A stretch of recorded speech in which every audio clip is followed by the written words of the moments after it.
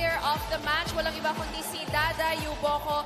Dada, congratulations for securing your first win dito sa UVL. Ano yung mga ibang pinakita ng team ngayong araw compared to your opening day match?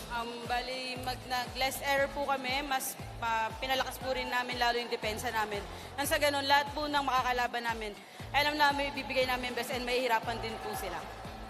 Dada, nagpakita yung team ng composure. Magrarally kayo even being down by a lead. Ano yung rason sa likod ng confidence na to na pinakita ng team ngayong araw? Actually, dahil po to sa lahat ng sumusuporta sa judiciary and sa mga warriors po, ng Cancer Warriors po, para po sa inyo tong game namin. Ayan, sumisigaw na yung mga teammates mo. Sino mga gusto nyong batiin at pasalamatan?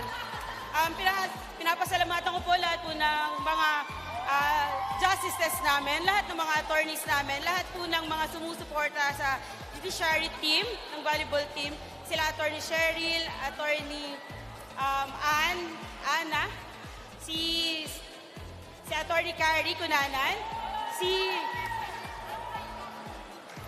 kay Agnacio po, si Court Villanueva po, at lahat po ng mga team ko po sa Montalban, team po ng mga kamag-anak ko po sa Antipolo, and sa supportive ko po na girlfriend po. Yan lang po.